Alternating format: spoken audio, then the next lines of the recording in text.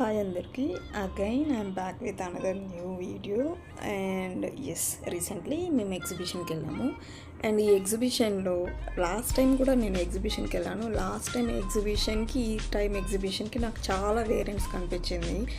ఎలాగంటే last time exhibition entry fee 50 rupees అయితే ఈసారి 100 రూపీస్ ఎంట్రీ ఫీజు.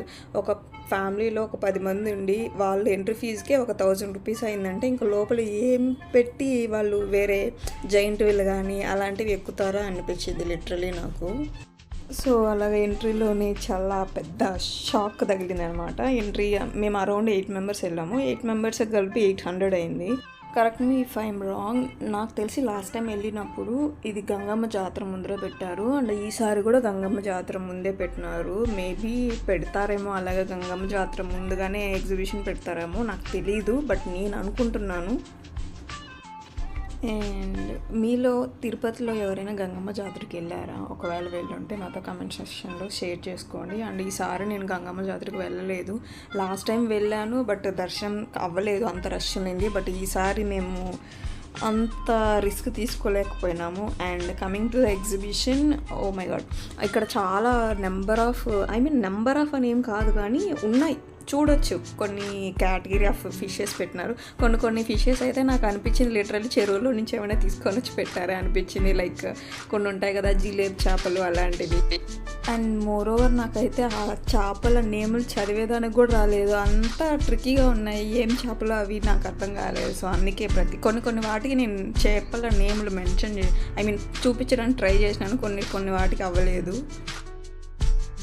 మీరు వీడియో పూర్తిగా చూస్తున్నట్లయితే ప్రతి ఒక్క చేప దగ్గర ఒక్కొక్క పర్సన్ చిన్న పిల్లకాయలు నిలబడి వాటిని టచ్ చేస్తూ ఉంటారు. వాళ్ళు ఎవరో కూడా నాకు తెలియదు, ర్యాండమ్గా క్లిక్ చేసినాను అంతే వీడియోస్ అన్నీ.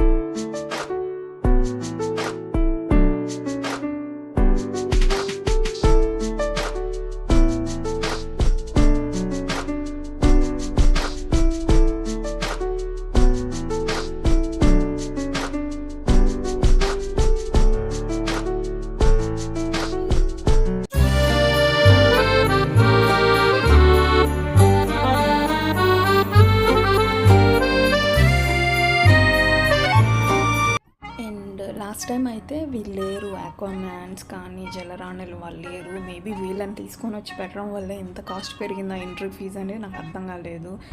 బట్ ఓకే, బాగానే ఉంది. ఫిష్ ఎగ్జిబిషన్ అండ్ ఆక్వామ్యాన్స్ తప్ప వేరే ఏం నాకు అంత ఇంట్రెస్టింగ్గా అనిపించలేదు. అండ్ మోర్ ఓవర్ చిన్నపిల్లకాయల ఎంటర్టైన్ చేయడానికి అంత పెద్దగా ఇవేం లేవు. ఎగ్జిబిషన్లో తీసుకుంటే జైంట్ వీళ్ళు అండ్ ఒక 2 to 3 ఉన్నాయి కిడ్స్ని ఎంగేజ్ చేయడానికి. నాకు వర్తి అనిపించలేదు ఈసారి. అండ్ వన్ మోర్ థింగ్ ఏంటంటే ఎగ్జిబిషన్స్ అనగానే ఎస్పెషల్లీ గర్ల్స్ ఏమి ఎక్స్పెక్ట్ చేశారంటే like shopping. Yes, last time కూడా నేను షాపింగ్ కోసమే వచ్చాను ఎగ్జిబిషన్కి. ఈసారి కూడా షాపింగ్ కోసమే వచ్చాను. చాలా అంటే లాస్ట్ టైంతో కంపేర్ చేసి ఈసారి షాప్స్ అనేటివి చాలా ఎక్కువ పెట్టారు. అండ్ మోర్ ఓవర్ చాలా రీజనబుల్ ప్రైజెస్లో ఇయర్ రింగ్స్ కానీ శాండిల్స్ కానీ అవన్నీ చాలా ఎక్కువ ఉన్నాయి. అండ్ ఫుడ్ ఐటమ్స్ అయితే కొంచెం తక్కువే ఉన్నాయని చెప్పాలి. అండ్ మోర్ ఓవర్ నేనైతే ఇక్కడ ఫుడ్ని కూడా సజెస్ట్ చేయను, ఎందుకంటే అదంతా గాలిలోనే పెట్టున్నారు.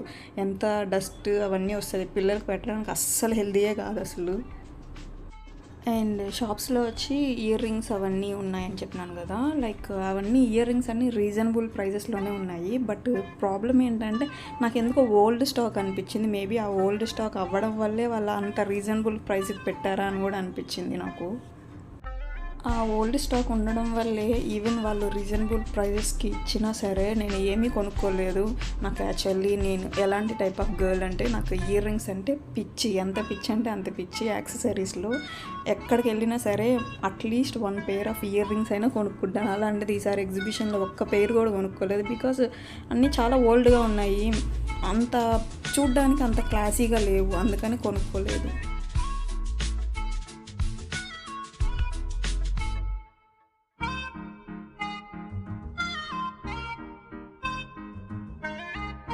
గెలిచా ఇది ఫ్రెండ్స్, ఇది మేము గెలిచినాం.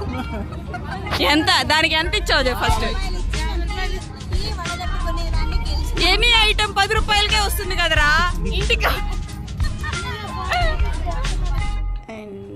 ఎస్, ఫస్ట్ అయితే నేను ఎగ్జిబిషన్కి రావడానికి కారణం షాపింగ్. నెక్స్ట్ వచ్చి జైంట్ వీల్.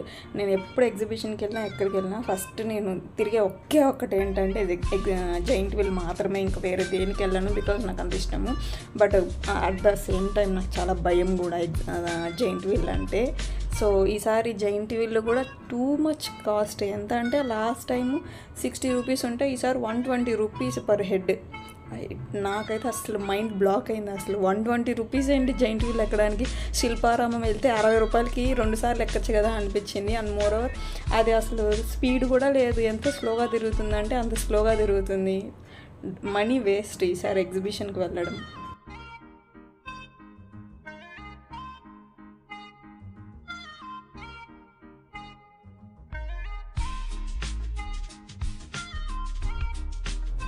వచ్చిన కాడికి అట్లీస్ట్ ఒక్కదాన్నే ఎక్కాలి కదా అని చెప్పి 120 రూపీస్ అయినా సరే మేము 5 మంది వెళ్ళాము జైంట్ వీల్ ఎక్కడానికి. మీరు నా లాస్ట్ వీడియో చూసుంటే లాస్ట్ వీడియోలోనూ ఈ వీడియోకి డిఫరెన్స్ ఏంటంటే కొంతమంది ఎక్స్ట్రా మెంబర్స్ యాడ్ అయి ఉంటారు కదా, వాళ్ళందరూ నా టీమ్మేట్స్ అనమాట. నేను అక్కడ వీడియో షూట్ చేస్తుంటే ఆ ముండి ప్లీజ్ మేడం యూట్యూబ్లో పెట్టద్దండి అని చెప్పానండి. అది ఎందుకనిందో నాకు అర్థం కాలేదు. మేబీ ప్రైజెస్ ఏమైనా రివీల్ అవుతాయని అట్లా అనిందో నాకు అర్థం కాలేదు.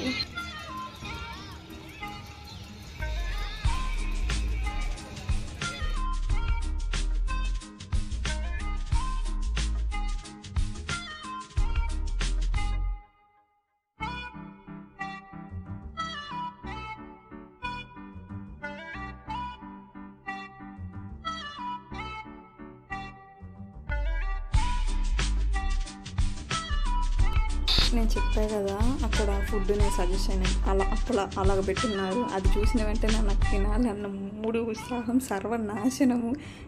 ఎంత డస్ట్ పడుతుంది దాని మీద, అలా ఎలా ఓపెన్లో పెట్టారో అర్థమే కాలేదు.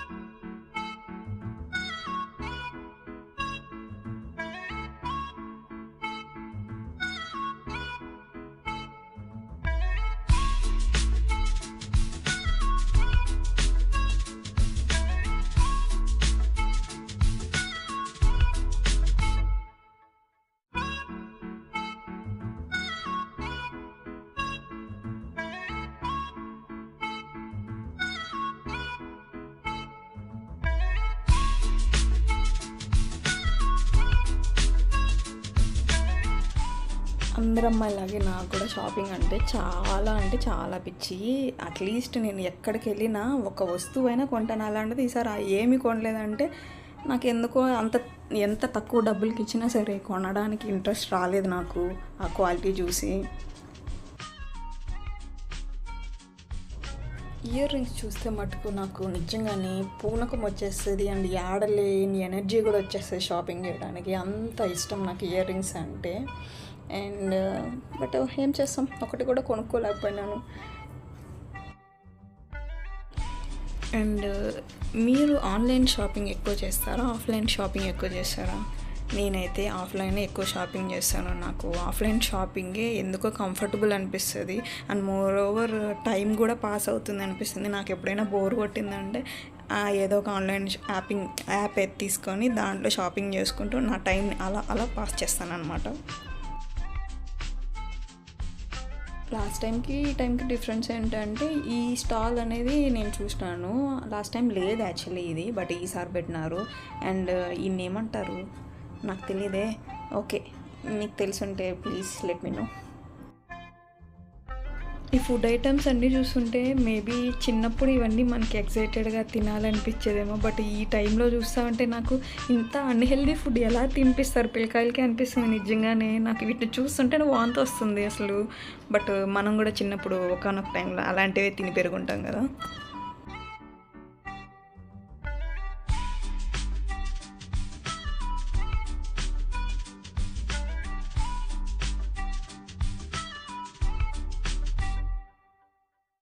నాకు తెలిసి మేము వెళ్ళింది అరౌండ్ 7:30కి అయితే బయట వచ్చేసింది ఒక 1 అవర్లో బయట వచ్చేసినాము. అక్కడ ఏం లేదు చూసేదానికి ఫస్ట్ ఆఫ్ ఆల్. సో అలా చూసుకొని వచ్చేసినాము. దెన్ డిన్నర్ టైం అయింది. సో ఎక్కడ అని థింక్ చేస్తే మా వన్ ఆఫ్ కొలీగ్ సజెస్ట్ చేశారు. ఇది యాక్చువల్లీ వన్ ఆఫ్ కొలీగ్ కాదు, సుబ్బు అన్న సజెస్ట్ చేశాడు దాబా హౌస్ వెళ్దాము బాగుంటుంది అని చెప్పి. సో దాబా హౌస్ వెళ్తున్నాం తినేదానికి. అండ్ ఓ మై గాడ్, నాకైతే నిజంగానే దాబా హౌస్లో ఫుడ్ చాలా బాగా నచ్చింది. మేబీ నేను ఆకలితో ఉండడం వల్ల అంత టేస్టీగా అనిపించిందా, లేకపోతే నిజంగానే ఫుడ్ టేస్టీగా ఉందో అర్థం కాలేదు. బట్ ఫుడ్ అయితే చాలా బాగుంది. నేనైతే ఖచ్చితంగా తిరుపతిలో ఉండే వాళ్ళకి సజెస్ట్ చేస్తాను దాబా హౌస్ వెళ్ళమని చెప్పి. అండ్ అది పిల్లలు ఆడుకునేదాన్ని పెడితే ఈ పంది పిల్లలు పోయి దాంట్లో కూర్చొని ఆడుతున్నారు. నిజంగా నాకు వాళ్ళని చూసినప్పుడు నవ్వు వచ్చింది. They enjoyed a lot. But okay, I think enjoy చేయడానికి ఒక సర్టైన్ ఏజ్ అనేది మ్యాటర్ కాదేమో అనిపిస్తుంది నాకు. అండ్ ఇక్కడ అంబియన్స్ చూసారా ఎంత బాగుందో. నాకు అక్కడ మంచం మీద కూర్చొని తినాలనిపించింది. బట్ ఎందుకో అంత రష్ ఉంది దాబా హౌస్కి. ఫుడ్ బాగుండడం వల్ల ఏమో తెలియదు కానీ, బట్ అక్కడ మంచం మీద కూర్చొని తినడానికి ప్లేస్ దొరకలేదు యాక్చువల్లీ. చాలాసేపు వెయిట్ చేసాం కానీ బట్ నో యూస్. పోనీ ఏసీలో కూర్చొని తింటామా అంటే, ఇప్పుడున్న సమ్మర్కి ఏసీలో అయినా వెళ్ళి కూర్చొని తిన్నామంటే ఆ ఏసీ రూమ్ అయితే ఎంత స్మెల్ వస్తుందంటే సాయిరామ్, అంత స్మెల్ వస్తుంది. సో మళ్ళీ డెసిషన్ చేంజ్ చేసుకొని మళ్ళీ ఒక దగ్గర బయట చూసుకొని అక్కడ కూర్చున్నాము.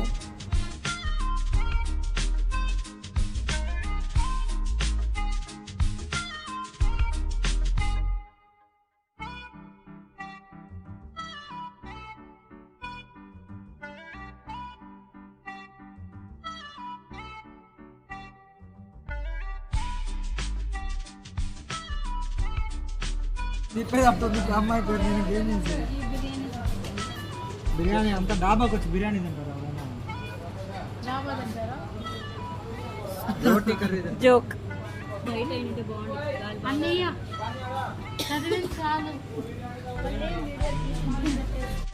రంబా చికెన్, రోటీ, ఒక రంబా చికెన్, ఒక కాజు కర్రీ, ఇంకో ఏదో ఒకటి చెప్తాం. అన్నకి మా చెప్పేదా అదన్నా చికెన్ గ్రేవీ వచ్చి పైన ఆమ్లెట్ వేస్తారు. ఏమనుకున్నావా? రంబా చికెన్ అంటే రంబా వేస్తుంది అనుకున్నావా? ఫుడ్ అయితే యమ్మీ డెలీషియస్. నిజంగానే నేను తిరుపతిలో ఆల్మోస్ట్ 5 years నుంచి ఉన్నా. బట్ అంతే ఎక్స్ట్రాడిని వేరే లెవెల్ అంటారు కదా, అట్లా అనమాట. నాకు మొగలాయి చికెన్ అయితే చాలా బాగా నచ్చింది.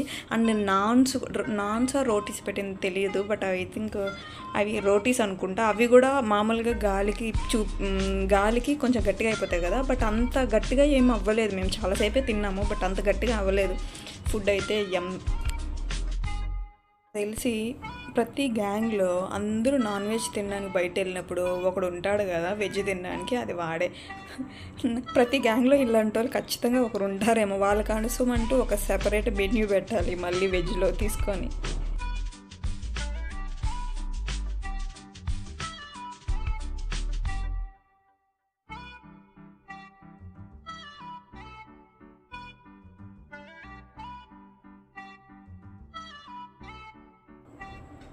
అమ్మయ్య, ఫుడ్ అంతా అయిపోయింది. అండ్ బిల్లు నేను ఎక్కువ ఎక్స్పెక్ట్ చేసిన, బట్ చాలా రీజనబుల్ అనిపించింది. మేము తిన్నదానికి 1400 ఏమో అయింది bill.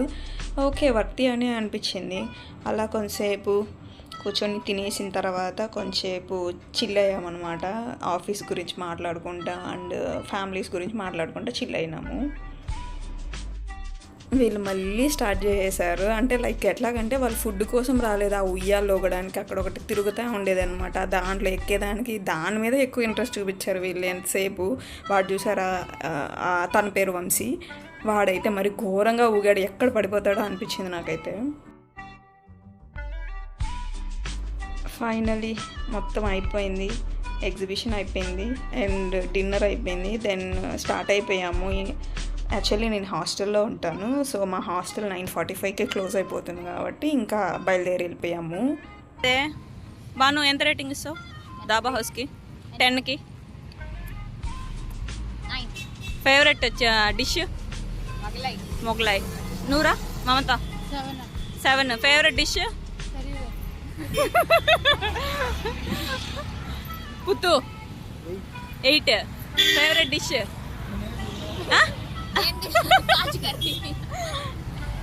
Out of 10 how much rating? 8. Favourite dish Mughlai. Out of 10 తిరుపతిలో ఫుడ్ ఏదన్నా కానీ ఇది చాలా బాగుంది. తీస్తావు. ఏది ఫేవరెట్ డిష్ ఏంటి?